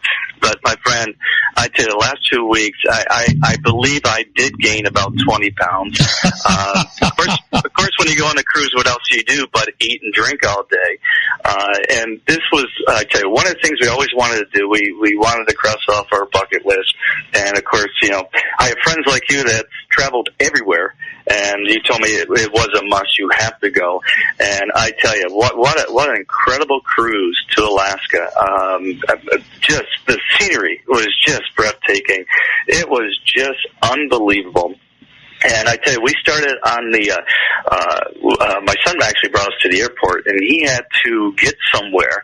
So we got a little early, and we just relaxed up in the Delta Lounge and started our vacation. But we flew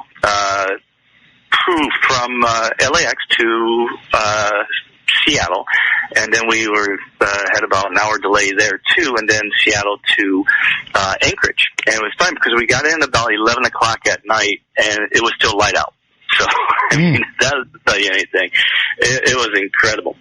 We spent the night in Anchorage, got up, had breakfast at one of the restaurants there that was recommended to us, and then we hopped on a train all the way to Seward, and that was about a 3.5-hour train ride, and we just had a great time. We played cards, we did dice games, but the scenery, as I said, you'd have to stop halfway what you were doing because somebody go, oh, there's a moose, or there's an eagle, or and the train would slow down. Say if there was like a glacier or a hanging glacier, and they pointed out to us any points of interest. The train would slow down, and they would let us know. The staff on the train was amazing. They were comical. It was a lot of fun. Everybody just had a great time. And then we got to see it, and we just went right on the ship. And I know you've had suites before. Our good friends actually had the penthouse, which was the whole half of the boat. And my gosh, it was amazing. The view, you had the whole half deck by yourself. And we had a personal butler and whatever you wanted. So, there was always cheese and crackers there just to nibble on, whatever you wanted to drink. And of course, we took full advantage of that as well. But the ship, the water was very, very calm. Sometimes, you go on cruises and you get a little rough seas and so forth. The water was like glass. You didn't even know you were moving on a ship. But the first day was just travel, and we went into Juneau, the capital, for our first port of call. And unfortunately, we had a dog sled on the glacier that got canceled because it was whiteout conditions up on the glacier there. It was overcast, but surprisingly very warm. It was in the upper 60s, even though it was overcast. And that was basically a whole trip. It was probably mid-60s to mid-70s, the whole trip. And we didn't really hit much rain at all. It just drizzled a little bit on a couple of days, but there was a lot of overcast, but we had a couple of just gorgeous sunny days as well. But when we went into June, we did walk around, a lot of history of that town. It is the capital. It's one of only 3 capitals that don't have a highway going to it. Is actually, I think the only way you can get to it is either by boat or seaplane or something along those lines. So beautiful, beautiful little town. And we had this one place called the Twisted Fish. And I tell you, there's nothing like fresh seafood, and that's all you get up there in Alaska. I mean, halibut. We had, of course, the salmon. The salmon's just running at this time, too. You can just see it in the water. You can almost just go out and grab the fish itself. But it was funny because we had this, Brandon had the salmon dish, and there was this wild cherry chipotle rub on it, a dry rub on it. And this was incredible. And everybody tried Raina's dish because she was ranting and raving about it. And they said, you can buy the rub right next door. And it's Taku, T-A-K-U, rub. It's they make a lot of different rubs. You can actually buy Alaskan salmon through them as well if you go on their website. But the wild cherry chipotle is the one you want, and it is amazing. We bought a little thing back of that. We had to because it was just incredible. So the next salmon dish we do, we got to put the dry rub on it because it was simply amazing. It is simply amazing. Now we did celebrity cruise lines, and the food was very good throughout the cruise. We didn't go to the main dining. We did all the restaurants in the ship. We just did the special dining in the ship because we were just eating all day, just relaxing up in the suite outside the deck, just catching the scenery. And I mean, it was just nonstop, just nibbling all day anyway. So and enjoying whatever we wanted to drink. So by the time dinner came around, we really weren't that hungry, believe it or not. So we just went to the specialty restaurants and just ordered what we wanted instead of all this food coming to you in the main dining room. And I'm glad we did. Hopefully, I'm not 30 pounds heavy. I'm only 20 pounds heavy from But it was amazing. We had a lot of fun, but the next day we were supposed to go on another train ride. And since we already did a train ride, we decided to do the glacier walk because there was a cancellation. We were able to do the glacier walk. So we took the helicopter up to the glacier and got out and walked around, and it was amazing. I know Marlene looked at all the pictures. I don't know if you get to see a lot of the glacier pictures, but it was just amazing. And that was in Skagway. The next day we were in Skagway. And so we spent most of the day on the glacier and so forth, but we did come back and we ate at a little crab shack with fresh crabs because Raina she was kind of salmoned out, I think, and wanted to do crab back. So we went to a little crab shack that day. And as I say, the fish is so fresh. The presentation, not really, it's just rustic, crab. rustic. And maybe a little lemon and a little parsley. That's it. I mean, nothing fancy. The restaurants in the town, rather simple, but the food is just so fresh and delicious. Yeah, it was in the water a few minutes ago. Exactly.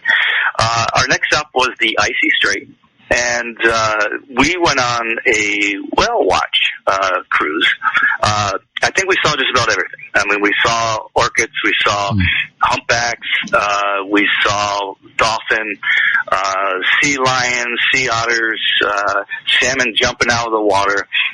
It was a lot of fun, and we didn't get any real close encounters with the whale. I mean, they were out a little bit, but you see the hump, you see the tail go down. Mm-hmm. We didn't see any of them breach, which they jump up in the air and land down and make a big splash. Mm-hmm. We didn't see any of that, but a lot of just the humps and the tails coming up, and we had one that got relatively close to the boat, and that was kind of exciting. But it was fun doing that, and it's surprising how time goes by so quickly because you're out, and it's like we're going back already, and it was like a 2-hour tour too, so it seemed like about a 35-minute tour. We did come back. We had a little lunch in the Icy Straits as well, and it was called the Duck Something Restaurant.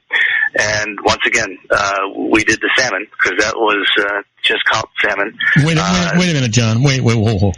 You went to a duck restaurant and ordered the salmon? Oh, it's called like the Duck Hut. Oh. And oddly enough, Bob, there was no duck on the menu. You know, you get hamburgers too there if you want beef. I mean, this was their lunch menu, of course, but they did have the salmon, and we're like, you know, we gotta try more of the salmon. It was just so good, and you know, I think it was a different salmon because you know they had all 5 salmons in most of the restaurants there, but what was fresh, and I think it was a different salmon since we had.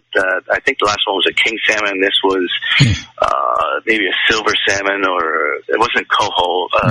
I can't remember what other salmon it was, but it was a different salmon, so we tried that too. Yeah. And of course, just delicious. You know, the presentation simple, but the fish is just so fresh, and it makes a world of difference. I used to work in a restaurant where we had this trout. And the trout was live, and the chef called it trout bleu, blue, because it was like a blue tint to the trout, because he cooked it within 3 minutes once he killed the fish. Wow. So basically, it was just this fast preparation, got it in the pan within 3 minutes where there was still oxygen in the fish, and you get a blue little tint to the fish, but it was probably the most incredible fish because it was so fresh. Yeah. It was just alive 3 minutes ago, and now it's, now it's on a plate. Oh yeah, it was incredible. It was incredible, and that's really, you know, a lot of themes of restaurants now. It's like farm to table. You know, they pick it that morning, and that's your vegetables of the day. Or this is what we just came off the boat this morning, and I'm serving you. This is the fish of the day. You know, especially up there, and you know, you got what's the water, 45 degrees maybe up there. I mean, it is freezing, and you get this fresh fish just coming right off these cold waters, and it is so delicious. It is just amazing. You know, isn't it amazing, John, when you're talking about seafood, especially in Alaska, and everything is so fresh. It's really a simple presentation and a simple way of preparing it, but it is mouth watering. It's unbelievable how wonderful that fresh seafood is. Oh yeah, and there's no big name chefs, at least not the lunch restaurants we went to up in Alaska, and it's just that the food is just so fresh and delicious. You know, they don't need much of a preparation to it. It's just what it is. It's just you know, it's just fresh fish. It was just caught hours ago, and it's going on your plate. It's just amazing. It's just incredible. Well, we got 1 minute, John. Hit me with a highlight of what was the highlight of your cruise, and maybe a wine of the week. Well, next week we're going to talk about British Columbia, because one of the highlights was British Columbian wines. I was so impressed with them. It was incredible. So we're going to talk about the wines and British Columbia, actually Vancouver, our next show. But the highlight of Alaska, oh my gosh, the glaciers. I mean, they're just immense. They're the colors, the blue that's coming off is like that, you know, aqua velvet blue. It is just amazing. And to actually stand on them, and we were drinking the water that was flowing through the glacier, and it was so delicious. And, you know, how many hundreds of years old this water would be, I guess. But now it's melting, and now you can actually drink it. It's just amazing. The helicopter ride was a lot of fun. The seaplane in Ketchikan was a lot of fun. I mean, just the whole experience. You have to just enjoy it. It is just amazing. And I mean, I never realized how big Alaska was. Yes, I mean, it's huge. Twice the size of Texas. Yeah. I mean, it is just. But did you actually bring home any recipes? Well, I do have that the salmon recipe we got from the crazy fish, the twisted fish, recipe, and I do have some of that dry rub. So that's one thing I did bring home. And next time we have salmon, we're going to try out this dry rub we got. So sounds good. That's the one recipe I did bring home. We had a lot of great wine experiences on the train. I mean, on the trip. we'll talk about later. But the wine pick of the week, what I wanted to mention, because as I said, my good friend, and he's been on the show, Chris. He is the wine rep for Oyster Bay Wine, and Bob, I do not work for Costco, but Costco has it for a little over $9 a bottle. And under $10 a bottle, you can get a Oyster Bay Sauvignon Blanc. Great deal. Try it with some goat cheese, as I said, intense grapefruit, passion fruit, just a truly phenomenal New Zealand. If you like that New Zealand type Sauvignon Blancs, which a lot of people do. But as I said, what a great buy for under $10 a bottle. Well, I'm on my way to Costco, and we're running about 2 minutes over, so unfortunately we got to say goodbye. I look forward to talking to you Monday. I'm glad you're home safe and sound, and God, we had a great time with you guys on Saturday. The same here. We'll definitely do that again too. All right. You have a great evening. And the rest of you folks, do not go away, because when we come back, we'll be doing the birthdays for the day, the secret daily teaching for your life, the Harvard business tip of the day, and interesting but useless facts. We'll be right back after these brief messages. Don't go away, folks. If you want to increase your client base and sales, then consider this, the Relationship Building Network at RBN. Given the current economic conditions and challenges, we all need to work smarter, make smarter decisions, invest our hard-earned dollars where it'll yield the best return for our investment.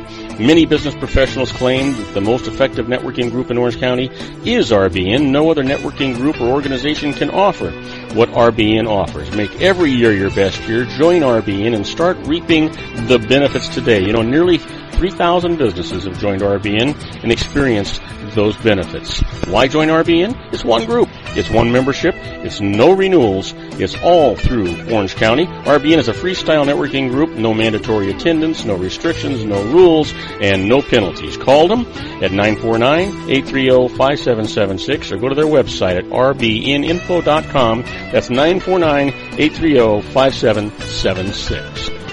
If you've ever dreamed of having your own business to make your life secure, Water's Edge Wineries might be just the ticket. In 2004, their founder, Ken Leinberger, created the first winery franchise in California. It was a new concept with all of the functionality of a traditional winery, but without the vineyards. They purchase high-quality grape must from one of the largest winemaking companies in the world. Then they craft each wine carefully and bottle it right at their location. The winery was built to satisfy consumer demand for wine by the bottle and by the glass, but still kept the element of allowing customers to bottle their own custom vintage. Now, they're opening urban wineries across the United States under the brand Water's Edge Wineries. If you've ever dreamed of owning your own winery, it may be in reach right now through Water's Edge Wineries. Just give them a call at 909-468-9463, extension 700. That's Water's Edge Wineries, 909-468-9463. Have you ever found yourself caught between a rock and a hard place? The law offices of Blomberg, Benson, & Garrett might be just the answer for you. The attorneys of Blomberg, Benson, & Garrett have been serving the Inland Empire since 1989. They're dedicated to the aggressive litigation of civil, criminal, and real estate matters. Over the years, they have recovered tens of millions of dollars for their clients. The firm's practice specializes in litigation of personal injury, accident, slip and fall, real estate, and criminal law cases. The firm provides clients with the care, accuracy, and dedication of experienced attorneys. Blomberg, Benson, & Garrett is located at 10300 4th Street, Suite 150 in Rancho Cucamonga, California. They've been providing the Inland Empire residents with outstanding legal services for over 25 years. They look forward to providing you with aggressive legal representation. Call them at 909-945-5000, where you can talk to a person, not a machine. That's 909-945-5000, the law offices of Blomberg, Benson, & Garrett. And now let's get back to our show where we talk about politics, money, and you.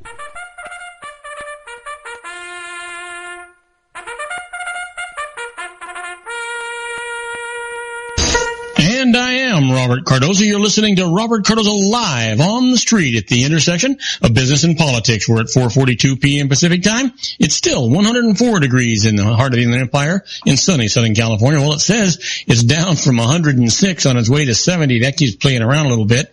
But if you're listening to us on our syndicated global network and you're in Sydney, Australia, it's 59 degrees and it's clear. And if you're in Auckland, New Zealand, it's 54 degrees and it's clear. But right now, let's talk about the Harvard business tip of the day. And the tip today is what to say when a conversation heats up.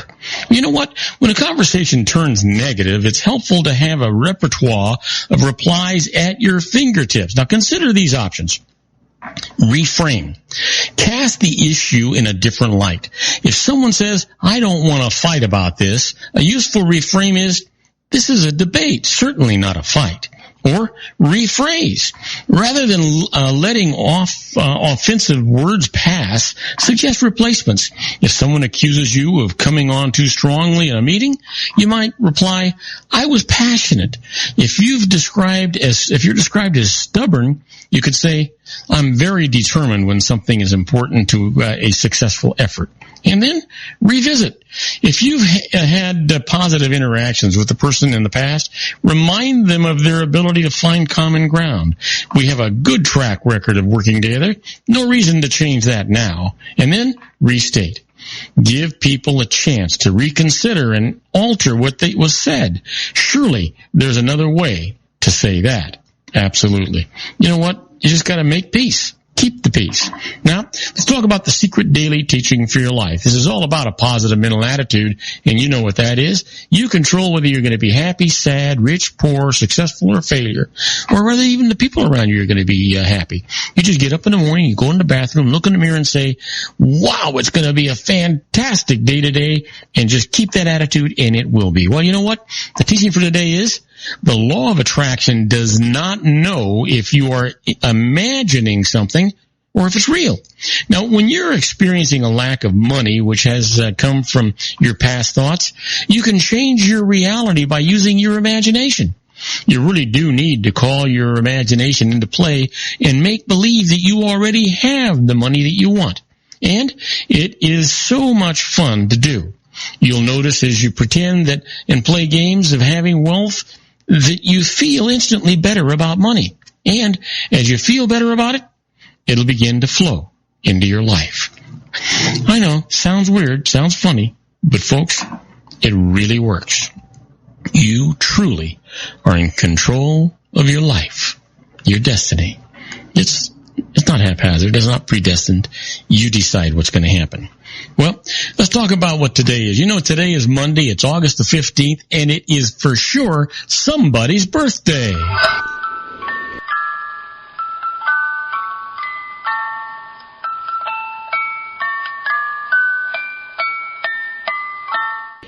And we've got some great birthdays for you today. Actually, we've got 3 of them.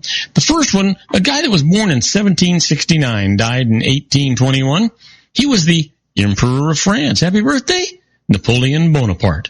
And then here's somebody born in 1925, died 2007, was a highly regarded jazz pianist and composer. He was called the Maharaja of the Keyboard by Duke Ellington. Happy birthday, Oscar Peterson. And then finally, here's somebody that most of you will know, is born in 1972, an actor, film director, and screenwriter who became an Academy Award winner for his screenplay in Good Will Hunting. Happy birthday, Ben Affleck. Yes, sir. And you know what? It's time for us to talk about those interesting but useless facts. We've got a number of them, so let's get right to them.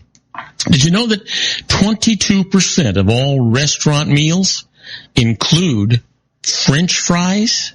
Yep. Isn't that a fact? Absolutely. They include French fries. I think that's quite interesting if you think about it. And how about this one? Did you know that Scientific America carried the very first magazine automobile ad in 1898? Now, the Winton Motor Car Company of Cleveland, Ohio, invited readers to dispense with a horse. Yeah, you got it right, 1898.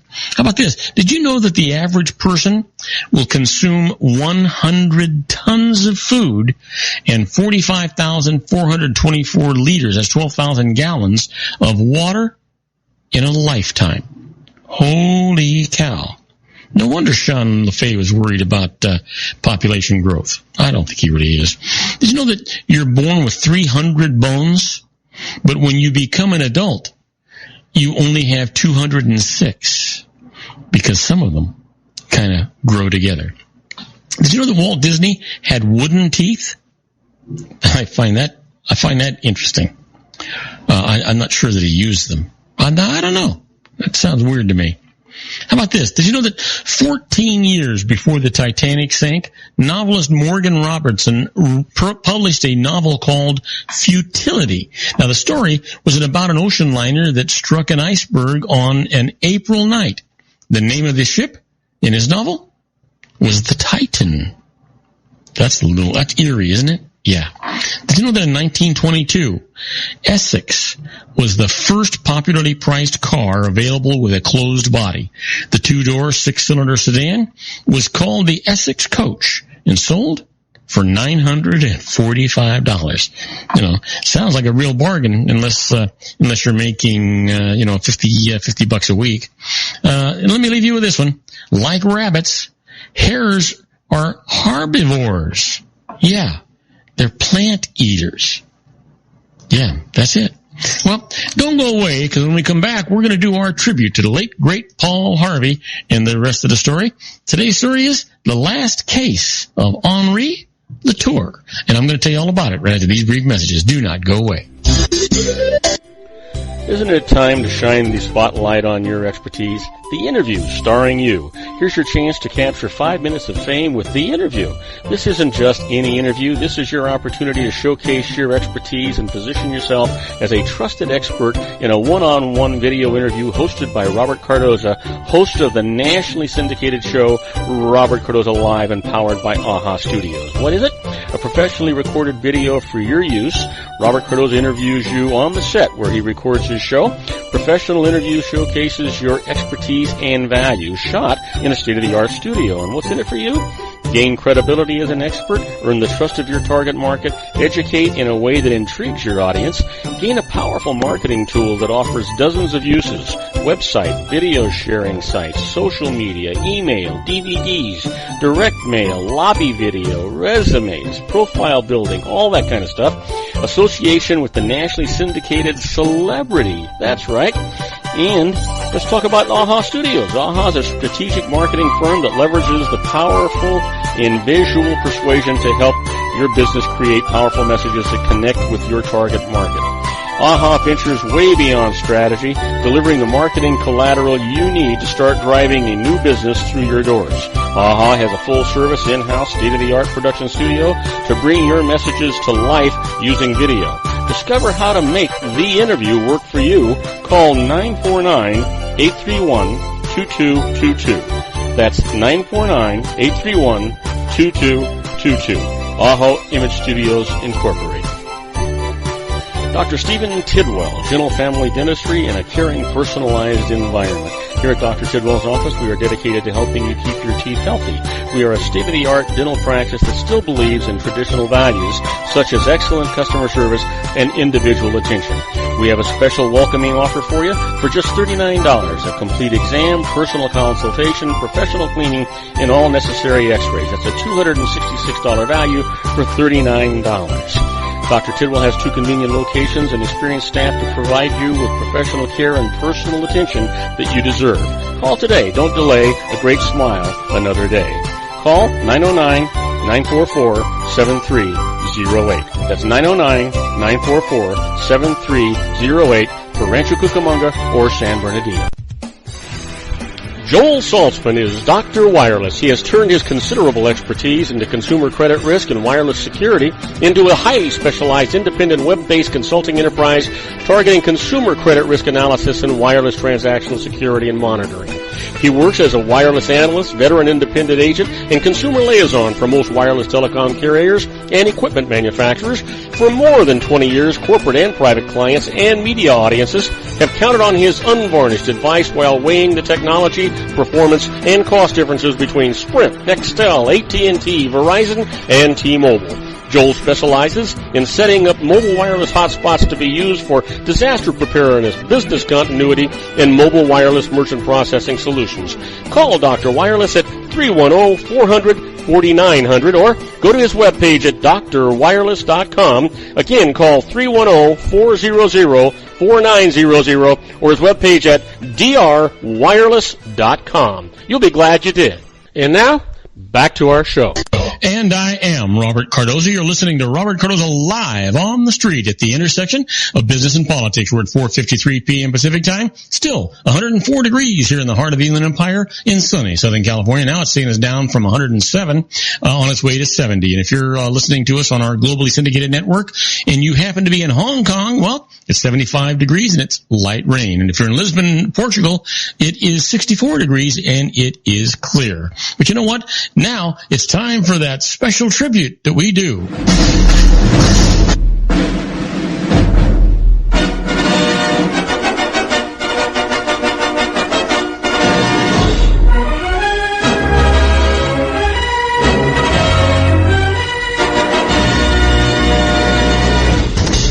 It is time for our tribute to the late, great Paul Harvey and the rest of the story. You know, Paul's the biggest and best voice in America, reveals the startling heartbeats behind the headlines. Paul Harvey, one of America's favorite radio and TV commentators, heard on over 775 ABC radio stations and over 400 foreign stations. He's seen on 110 television stations, read in 300 newspapers, recipient of numerous awards and honors, including 9 honorary degrees. He's on the Gallup's polls list of America's most admired men. Well, Paul's story today is the last case of Henri Latour. You know, Henri Latour was to France what Sherlock Holmes had been to England. Only Henri Latour was real.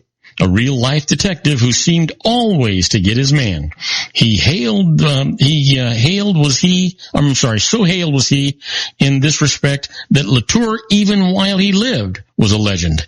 If the legend has been enhanced, embellished in the years since his death, no amount of truth-stretching could be more remarkable than the hard, cold facts surrounding his last case. Master sleuth Henri Latour was called to the scene of a crime. The suspect had already been taken into custody. Instinctively, Super Sleuth Latour said no. The authorities had arrested the wrong man. How could Latour be so certain? Police wanted to know. It was a matter of simple deduction. The detective assured them. Pieces were missing from the puzzle.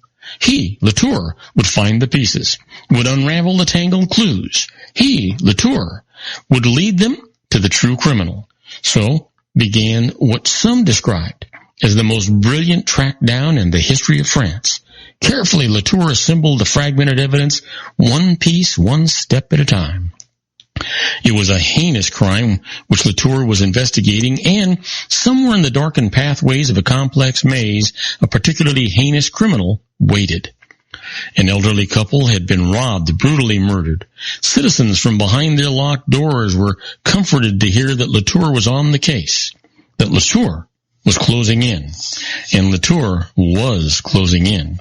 Perhaps one day it would be the trace of blood on a scarf, and the next, a chip of knife steel extracted from human bone. The days became weeks, until enough evidence was accumulated to clear the suspect who was in custody. The proof was positive, declared Detective Latour. The man police had apprehended must now be set free. Shouldn't he be held a while longer, authorities asked, just in case? Just in case the master sleuth, if for the first time, this time was wrong. But Latour was not wrong. He assured them again, an innocent man had been charged, and no innocent man should be forced to pay for the crimes of the guilty. The search continued. More evidence was gathered. One piece, one painfully slow step at a time. Perhaps now it was a torn patch of tweed or a smudge on a railing. But Latour was closing in. One day the search ended. The puzzle pieces had fallen into place. At the end of the long road, a long and arduous journey, Latour found his man. The trial was not a lengthy one, for the case was ironclad. Latour was on hand personally to reweave an amazing web for the jury, and the verdict was guilty. The judge commended Latour for his tireless effort, for his brilliant detective work. The newspapers applauded. But with that verdict, abruptly, without explanation, Latour retired and went into seclusion. Everyone agreed that last track down had been his greatest triumph. Yet, the Sherlock Holmes of Paris would live the final 25 years of his life as a hermit, as a recluse in a lonely little cottage in a remote French village. Only after his death would the carefully guarded secret come to light, and an admiring nation learn the whole truth about Latour's last case. For the innocent stranger whom Latour had set free was, alas, but an innocent stranger. When the last piece of the puzzle was in place, the dedicated detective was himself trapped by his own uncompromising sense of justice. For he had by then been led by the evidence he had so arduously collected to the arrest and conviction of his own son. And now you know the rest of the story. That's sad, right? Yeah. Well, you want to stick around for tomorrow's show. Tomorrow we're going to talk about the Horatio Alger story, but it's not going to be what you think. So stick around. We've got a lot of stuff for you. You're going to enjoy it. That's our show for today. Beginning today, treat everyone you meet as if they were going to be dead by midnight. Extend them all the care, kindness, and understanding that you can muster. Your life will never be the same again. So many of our dreams at first seem impossible, then they seem improbable, and then when we summon the will, they soon become inevitable. You know, the real secret of happiness is to make others believe that they're the cause of it. Robert Cardoza Live is brought to you by blogtalkradio.com every Monday through Friday from 4 p.m. to 6 p.m. Pacific Time. Now, go out and make it a great day. Your host has been Robert Cardoza, the technical advisor, Matchstick Digital, and your executive producer, also Robert Cardoza.